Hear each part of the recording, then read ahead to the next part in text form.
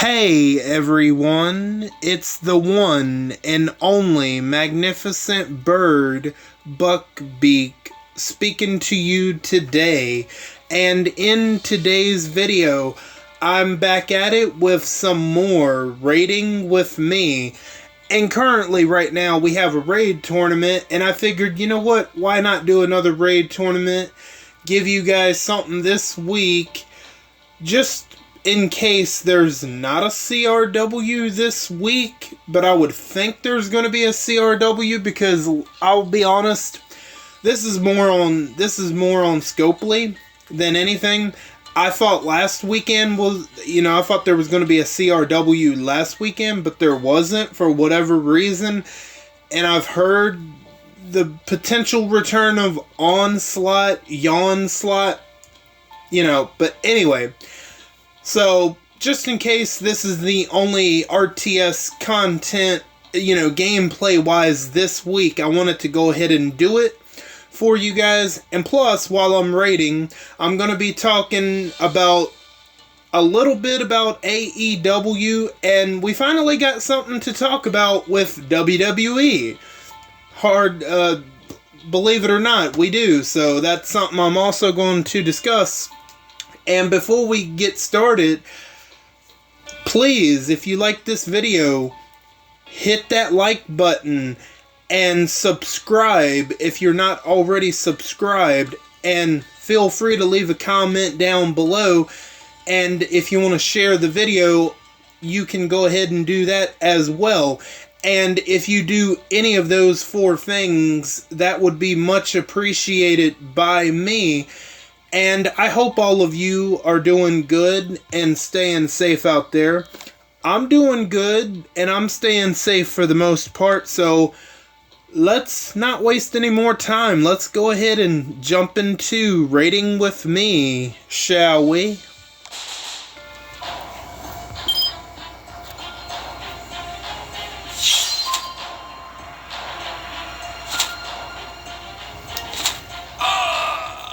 I really should have used his signature move. Yeah, see, because she would have got 150. Oh well, too late now. So, let's go ahead and get AEW out of the way. So, because we got a little bit more with WWE to discuss. AEW, I'll bring it back up in another video, but tonight, the Owen Hart tournament starts tonight, and I know of two matches that are taking place, one on the women's side and one on the men's side. On the men's side is going to be the Bastard Pack, who was previously known as Neville in WWE, I believe. And who do I think is going to win that match? It's hard to say, because I know Bryan Danielson, he was also Daniel Bryan in WWE. Bryan Danielson is also in the same tournament, so I could see, Bryan Danielson, Bryan Danielson's not facing Pac, but, Claudio, he was also known as Cesaro in WWE, so Cesaro is taking on Pac, and who do I think is going to maybe win that match?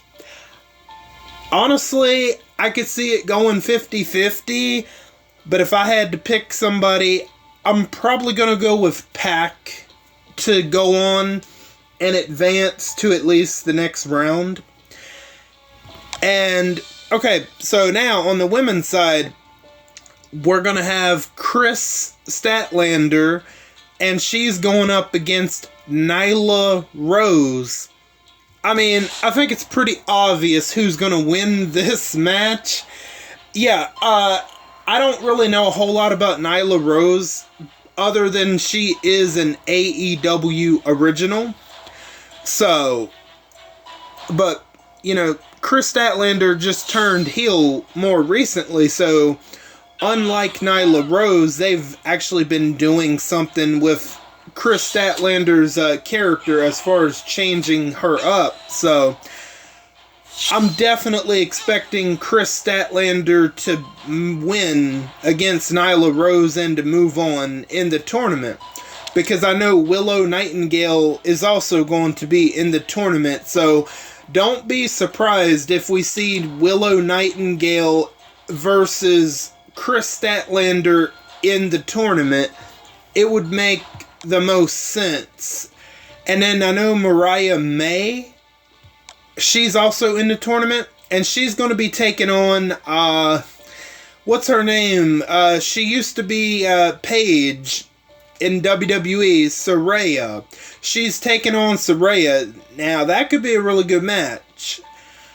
Now, I don't know when that match is specifically taking place, but see, that's hard to say, because Toni Storm and Saraya used to be in a faction. So, do they have Mariah May win, or do they potentially have Saraya advance and maybe revisit that? I mean, I don't, it's hard to say, but I'm going to go with the Bastard Pack to move on, and I'm going to go with Chris Statlander to move on.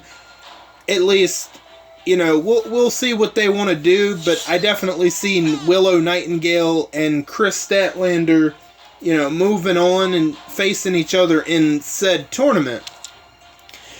And it looks like Mercedes Moné is about to become a double champion, because at Forbidden Door, she's putting her TBS championship on the line against, what was her name? She's from another wrestling promotion, Stephanie Valor. I'm probably butchering that, but anyway, this Stephanie woman, she also has a championship from her promotion, and it's going to be title for title. Both championships are on the line, and I don't see Mercedes Moné losing. No, not this soon. So Mercedes 2 belts is coming pretty soon. I mean, it is what it is. I don't see her losing yet. Mercedes, that is. Now, enough about WWE. AEW. Let's get to WWE. Okay, so WWE had their latest pay-per-view, Clash at the Castle, about a couple days ago, not too long ago, and there was a World Heavyweight Championship match between Damian Priest, who was and is still the champion, and he was defending against Drew McIntyre. And the interesting thing about this is, you know, Drew McIntyre's hometown is Scotland, so they were at his hometown. Everybody wanted to see Drew McIntyre obviously win. Well, okay, so we get to the end of the match. Near the end of the match, Drew McIntyre hits his finisher, which I believe is called the Claymore Kick, if I'm not mistaken. So he hits his finisher on Damian Priest. You know, the referee's down. Then, you know, when Drew McIntyre goes for the cover, here comes another referee in, but how they have the camera positioned, you can't see their face. You can only see the back of the head of the referee, and their hair is awfully slicked back. So the referee's counting 1, 2, and then just stops counting. And then that's when Drew McIntyre looks up to see that it's CM Punk there, once again, there to royally screw him over, because not only did he ensure that Drew McIntyre didn't walk out of WrestleMania with the World Heavyweight Championship, CM Punk damn well made sure that he wasn't winning it at Clash of the Castle. So I don't know why my internet's so slow, but I'm gonna continue to just talk. So let me check. Okay, I mean, no, we're good. I still have internet, but anyway, it wants to be slow right now, unfortunately. But so after CM Punk stops counting the 3 count, you know, the 1, 2, 3. Once Drew McIntyre realizes who it is, he backs CM Punk into a corner and he's grabbing his neck, trying to choke him out. And then that's when, you know, once Drew McIntyre has CM Punk backed up against the corner trying to choke him out for screwing him once again, that's when CM Punk kicks Drew McIntyre in his family jewels, and that's when he leaves and Damian Priest gets up, he hits his finisher on Drew McIntyre, and Drew McIntyre, that's when Damian Priest pins Drew McIntyre and retains the championship.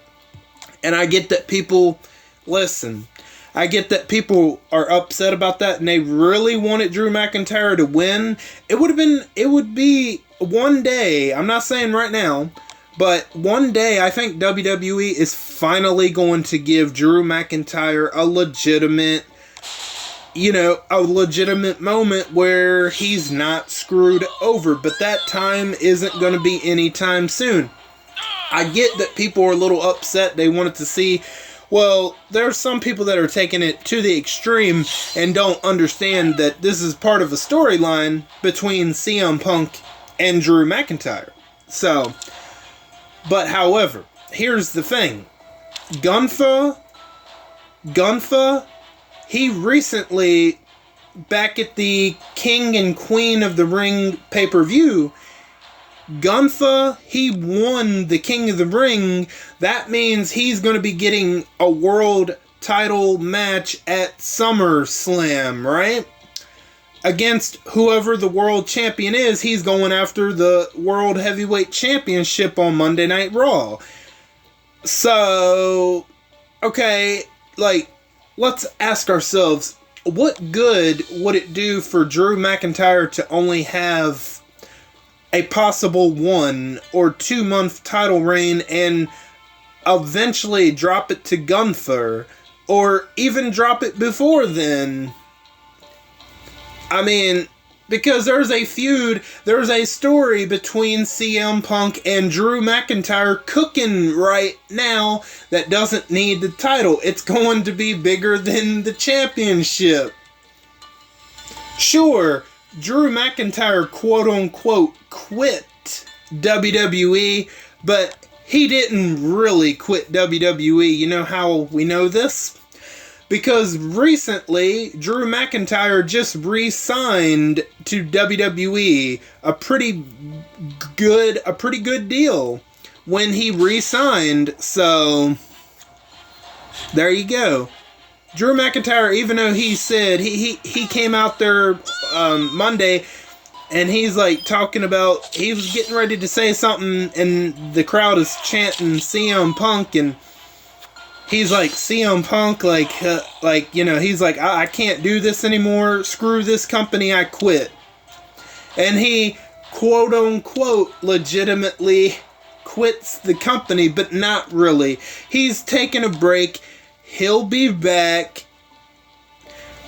Because I know Friday, SmackDown is going to be taking place in Chicago, CM Punk's hometown. And CM Punk is going to be on SmackDown. And I don't typically watch SmackDown all that much. But you know what? I'm intrigued. I'm intrigued to see where this goes. Since CM Punk did what he did to Drew McIntyre once again.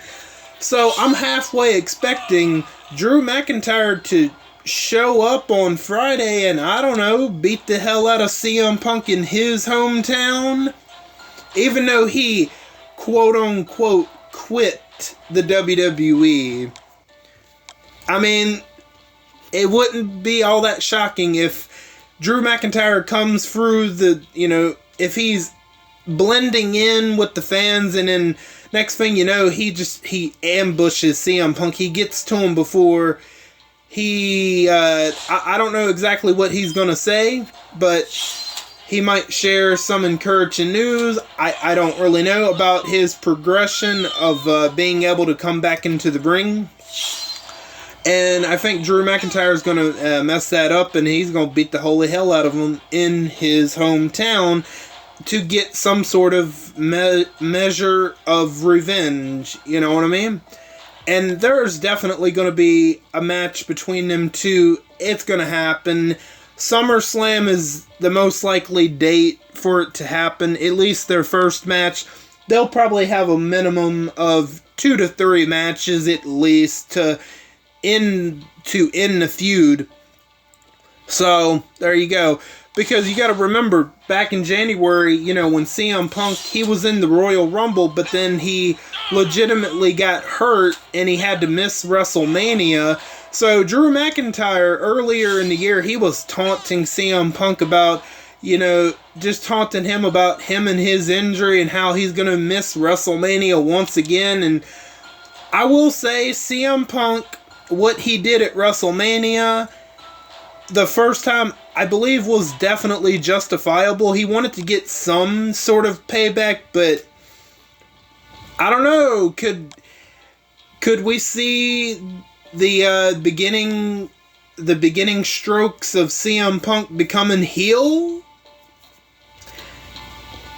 Possibly. We could possibly see CM Punk become heel, maybe.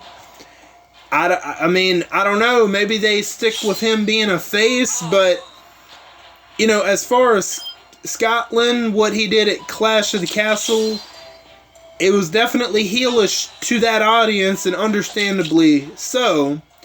But are they going to do a double turn? They're going to turn Drew McIntyre face and turn CM Punk heel? I mean, if they want to do that, then they can. If they want to keep CM Punk face, Drew McIntyre heel, they will do that. It's hard telling right now which way they're going to go. So we'll have to see. Even though me personally, even though right now I'm liking AEW right now a little bit better, I am very intrigued by what CM Punk and Drew McIntyre are cooking up. I honestly, it's probably the best thing going for WWE right now. I mean, just imagine if WWE didn't let anybody know that Drew McIntyre never re-signed with the WWE, and, he said what he said Monday, that, screw this company, I quit, and that would have people thinking, well, he hasn't re-signed. It seems like he's really done with WWE. Oh man, I think that reaction would have been a lot better, but since the public already knows that Drew McIntyre already re-signed, it's not a mystery. Now, he's not quitting. He's taking a bit of a break. They're gonna cool this off for a little bit until, as we're gonna get a little bit closer to SummerSlam. So I say after Money in the Bank is when they're definitely gonna pick it back up. Who knows? Maybe Drew McIntyre does what I said he might do. I mean, it's not confirmed, but maybe he's going to go to CM Punk's hometown. Maybe he's going to go to Chicago and embarrass him like CM Punk embarrassed him in his hometown. That's going to be really interesting. I'm intrigued. Now, let's talk about Damian Priest. And why I don't think he's going to be the World Heavyweight Champion going into SummerSlam to face Gunther. So, Seth Rollins returned Monday, and he was pretty much gifted a World Heavyweight Championship match against Damian Priest for Money in the Bank. So, it wouldn't be ridiculous at all to think that Seth Rollins might be winning the World Heavyweight Championship from Damian Priest, because you got to think about it. Looking ahead to SummerSlam, okay? And Gunther, he has a World Heavyweight Championship match already lined up no matter who the champion is. Now, it would look better on Gunther because there's no way. I think there's a 98% chance that Gunther is walking out of SummerSlam with that World Heavyweight Championship. I'll give it a 2% chance that some kind of screwy finish happens and he doesn't. Maybe involving Money in the Bank, I have no idea, but let's just go with the 98%. So I think 98%, I'm pretty sure that, Gunther is walking out of SummerSlam with that World Heavyweight Championship. And I don't think he's going to face Damian Priest because they might have something already planned for Damian Priest that doesn't involve the title, involving the faction that he's a part of, the Judgment Day. So I think it's going to look better on Gunther's resume for him to beat somebody like Seth Rollins for the World Heavyweight Championship. Now, is there a slim chance that Damian Priest goes on to SummerSlam? I don't know. I don't see it happening. I really don't. I personally think Damian Priest's World Heavyweight Championship reign is about to end within the next couple of weeks. I truly do believe Seth Rollins is going to beat Damian Priest, and then at SummerSlam, I think Seth Rollins is going to end up dropping the title to Gunther. Okay, sure, that title reign is only going to be a month long. Okay, but in this situation, in this case, I don't have a problem with it because it involves a longer term plan with Gunther. Because you got to think about it. Gunther, he was the Intercontinental Champion for 666 days, and he ended up dropping the championship to Sami Zayn at WrestleMania. So, okay, you're thinking that looks bad on Gunther, but no, I was thinking, and I think a lot of people were thinking, when Gunther dropped that Intercontinental Championship, that means that WWE is ready to promote him to the World Heavyweight Championship. And yeah, even though Seth Rollins is only going to have a month reign with that World Heavyweight Championship, maybe a little over a month, depending on when SummerSlam is. So at least a month with that World Heavyweight Championship before Gunther inevitably takes the title off of him, and Gunther has a pretty decent reign, a pretty lengthy reign with it, I would say. Maybe he loses it mid next year. I have no idea. But that seems like that's the plan going forward. That Gunther, going into the fall, going into next year, he's going to be the World Heavyweight Championship. He's going to be the World Heavyweight Champion. And I don't have a problem with that because,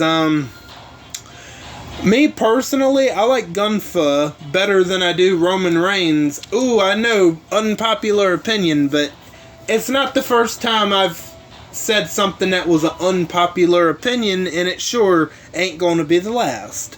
At least in this video, because, let's, talk about what happened at the end of, Raw. Monday Night Raw, right? Okay, so Jey Uso, he wins his Money in the Bank qualifying match, and he's going to be in the Money in the Bank ladder match. Great. And he's celebrating in the crowd. Next thing you know, the lights are getting cut off section by section by section. Then all the lights turn off. Then you have this doorway at the stage, and you have all this smoke, and then you have this who I'm assuming is supposed to be Sister Abigail. She's coming out there crawling on all fours, and she gets up and she's looking at the camera, man, and she looks possessed, and you know, she looks like one of those, what are they called from Evil Dead? She looks like, I can't remember the name of them, but you know, when they unleash when they open up that Book of the Dead, and, you know, right, y'all will know what I'm talking about, but anyway. So she's pointing at the camera, and she is pointing to the back, so the camera pans to the back.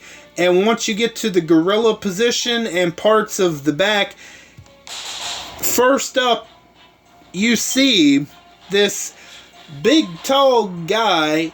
He's got this rabbit mask on, and he's holding this white mallet, or a white hammer, and it's got the word "help" on it. And it looks like he done massacred it looks like a couple of the wrestlers, and then they go to the gorilla position, and you got the lights that are just a flickering on and off, and it looks like a total murder scene in the gorilla, and it looks like it really looks like somebody went in there and just it looks like somebody just went in there and just blew everybody away with a shotgun. I mean, that's how crazy this is, right? But that, I mean, obviously that's not the case, but then, you know, after you get past the tall guy with the rabbit, with the mallet, you go to the gorilla position where there's another guy. He's got another mask on. It looks like, I want to say Mercy the Buzzard. Then you go past another little section. Then you have this guy in this pig mask, but it looks like a gas mask.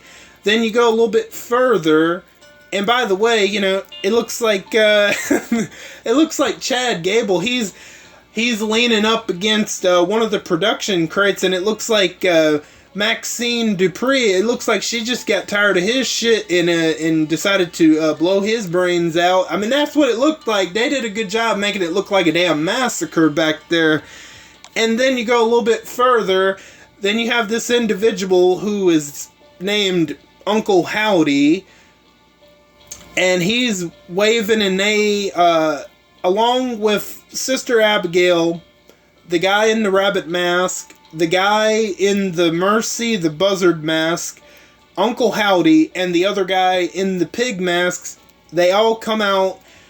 You know, those four come out to the stage to join Sister Abigail on stage, and there you go. That's how they end the show. So obviously all of that involves Bray Wyatt, and obviously it got a great reaction. But okay, so I'm gonna share some unpopular opinions, and it's just my opinions. So I personally don't think, you know, whatever this group ends up being called, I think they're going to end up being called the Wyatt Six. And there's only five members, you say, right? Who's the sixth member? Well, we don't. I think we have an idea who that sixth member is supposed to be. I believe it's supposed to be the spirit of Bray Wyatt. So, anyway. But it could be Alexa Bliss. I'm not too sure. But, okay. In my opinion, I don't think this is going to work. I don't think this is going to work as well as a lot of people think. Because, let's see, we got to think about who's all there. Sister Abigail, I want to say that's Nikki Cross. It pretty much just looks like her, but she's got a bunch of disgusting, like, crap on her face to make her look scary looking. And then the guy in the rabbit mask, I believe is Eric Rowan. I believe it is. I mean, Eric Rowan is tall. He's tall as hell.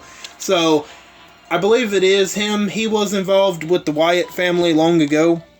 Now, the two in the pig mask and the Mercy, the buzzard mask, I'm not 100% sure who they are because I don't keep up. Like I said, I keep up with AEW more so than I do WWE, but I keep up with WWE, but not like that. Now, the two individuals, the Mercy, the buzzard mask, and the pig mask, I've heard names of Dexter Lumis and Joe Gacy. Those are probably the individuals behind those masks. Now, the guy that's supposed to be under the Uncle Howdy mask is going to be, I assume, is going to be Bo Dallas, who I believe was Bray Wyatt's brother. I know he was his family member for sure, but I don't know as far as the extent of what their family relationship was. And, okay, this might be a cool, hip new thing for the next couple of months, but is the momentum of this Wyatt 6 going to be so hot 4 or 5 months from now? I don't know. And again, I could be wrong, but I just don't think this is going to work all that well without Bray Wyatt. In my opinion, they should have left this in the past. It's unfortunate what happened to Bray Wyatt. It is unfortunate for sure. But this whole supernatural, stuff that he used to do when Bray Wyatt passed away, it should have stayed with Bray Wyatt. I just don't think it's going to be... I simply don't think it's going to be... I don't think it's going to work. I don't think they're going to be able to make it work, especially without Bray Wyatt. And even when Bray Wyatt was alive, WWE has a piss poor track record of making those supernatural gimmicks with Bray Wyatt. They haven't worked. And that's when he was alive. And it never worked. And they tried multiple times to repackage. I mean, of course you had the fun, I didn't forget, wait a minute. See, I'm not a massive fan of Bray Wyatt, but he had the Mr. Rogers sort of persona with the Firefly Funhouse gimmick. That didn't work. It was interesting at first, but it started getting stale. It started getting boring. Then The Fiend, which, that was scary as hell at first, but then WWE, they ruined it. I don't think it's going to be any different here. I personally believe it should have been left in the past, given the track record. And let's not forget, all the members of this Wyatt 6, none of them are main eventers whatsoever. The only one to even have any sort of remote of success was Nikki Cross, right? And it wasn't very good success either, because a couple of years ago she won Money in the Bank, and she was like dressed up as a superhero or some crap like that. And she did win. She won Money in the Bank, and I believe she cashed in on Charlotte Flair randomly on an episode of Monday Night Raw. But she didn't hold the title for more than a month. And that, out of all of the members of this new faction, she's the most successful one, and the success wasn't that long. It'll be interesting at first. I'm not doubting that. Their appearance, oh man, they absolutely, they killed it. I will give them that. Their first appearance Monday, they absolutely killed it, and they made it look like they made it look like an absolute massacre in the back. I'll give them that, but can they keep up this momentum past their debut? I don't think they can. Now, a lot of people out there believe, oh, since it's Triple H, he'll be able to keep up the momentum. Look, Triple H is a really good booker of WWE right now, but I don't even think Triple H is going to be able to save this. I don't. Sorry. If you know who messed it up, I mean, Triple H, he'll try his best to make this, to keep this interesting. But even Triple H, I don't think, is going to be able to salvage this. I'm not talking about anytime soon. I say about 4, 5, 6 months. That's kind of the time frame to watch out. Will this have as big of an impact as it has right now? No, I don't believe so, personally. But who knows? Maybe I'll be wrong. And, you know, if I happen to be wrong, hey, I wouldn't have no problem coming on here saying that I'm wrong. But I'm not going to give it a week and say that, oh, it's a failure already. No. I'm talking at least 4, 5, 6 months from now. That's where the test is going to come in at, to see if the momentum is still hot of the group. I don't know. I personally don't think Triple H is going to be able to keep up this momentum. Not even Triple H. I don't think. If Triple H can't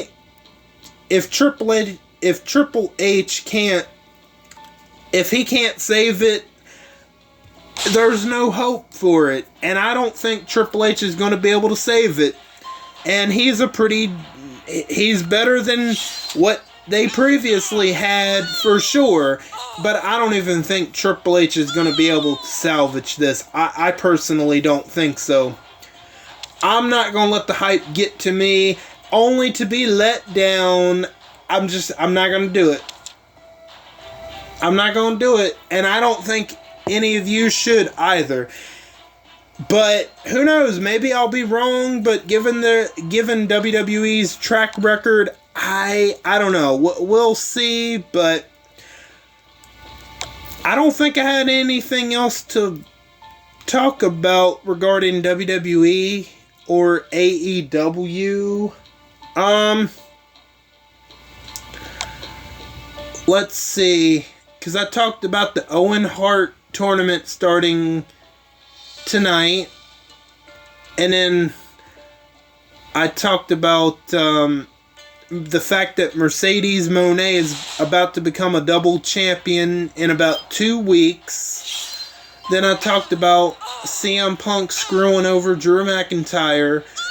Then Gunfa eventually winning the World Heavyweight Championship. And then them making a Wyatt 6 group without Bray Wyatt, which I don't think is going to work long term. But I might be wrong. But given WWE's track record, I just don't think Triple H, I don't even think Triple H can salvage this long term, that is. Short term, okay, yeah, but I'm talking like 6 months, beyond 6 months. Will it still be as hot as it is right now? That remains to be seen. I'm gonna go with no, but we'll see. We'll see. I don't know. I'm gonna do one more refill and then I'm gonna end it. And as far as what else I'm gonna do this week, I know I have Batman Arkham Knight Part 4 coming up on Friday. That's definitely coming on Friday.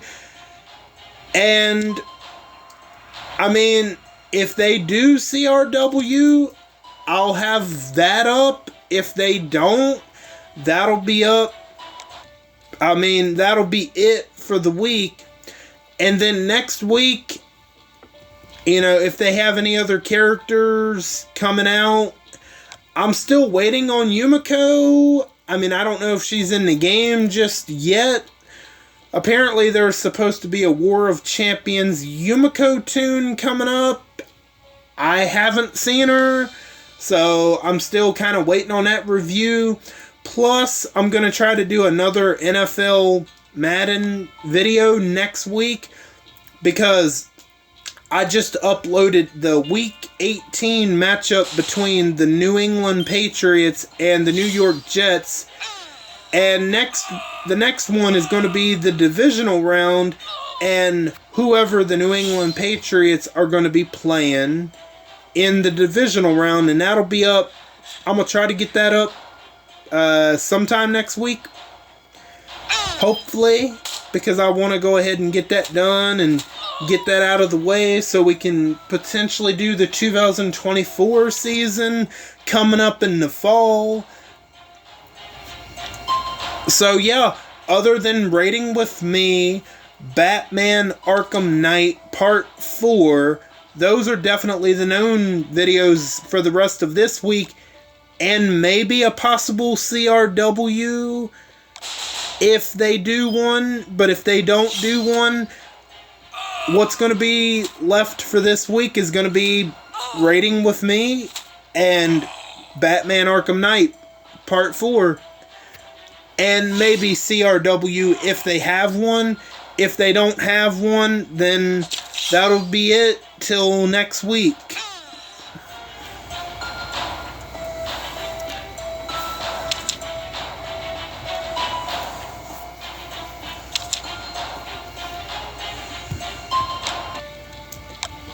So I'm going to go ahead and do three more. And then I want to look at something before I end it, because I just want to see how much longer the current war season is, you know, how much time we have left on that. I know it's not much time left.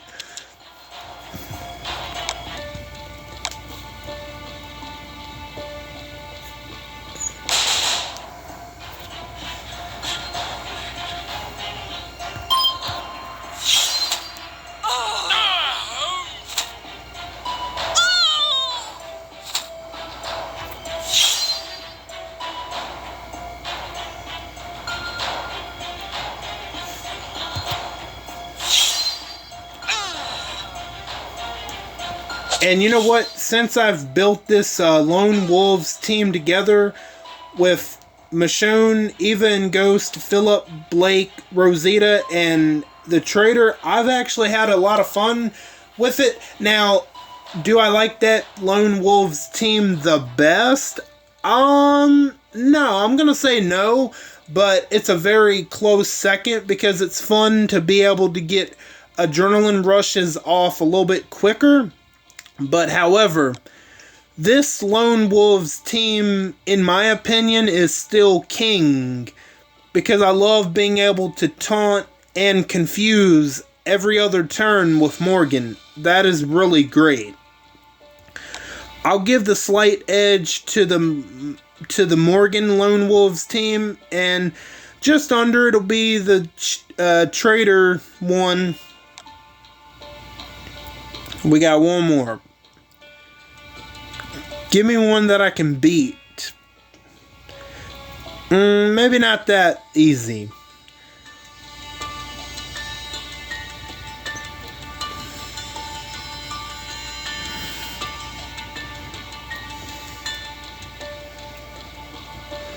Again, maybe not that easy because I believe it's only Stripes and Lily.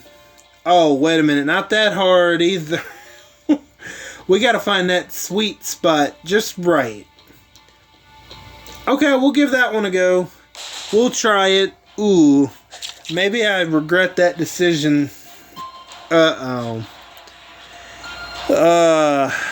Damn. I don't know. Yeah, I think this is going to be a loss. Because once Bite goes off, that's it. And he's going off. I mean...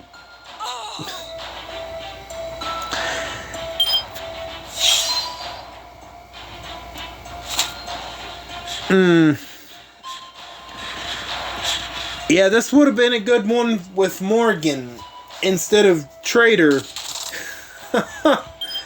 Great. Fantastic. Oh, man. Oh, man.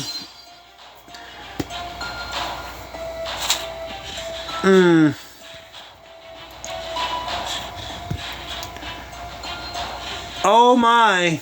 Oh, it's over. Let's hit the flee button now. Everyone got infected. Goodbye. It's over. Done. It'll be alright. There was one more thing I wanted to look at before I let you guys go. Man, this game needs an update because this game is running slow. I mean, it's ridiculous. Where is it at? Okay, so wait a minute. So no, the war season, well, I guess there won't be a CRW this weekend then, I guess, because the war season is about to end. I thought they would have done one more CRW, but Scopely, they got a lot of problems with this game, so it's no surprise. So, should I go? You know what? Let's spend these tokens, and then I'll let you guys go. I don't have War Veteran Richard. I have all the rest of them, so we're going to get... Well, we're going to have to settle for 4 copies. That's what we're going to have to get. Which is fine with me, because I don't have him. I won't use him, but he'll be level up points. As simple as that. So we got 19,000. Can't get none of them.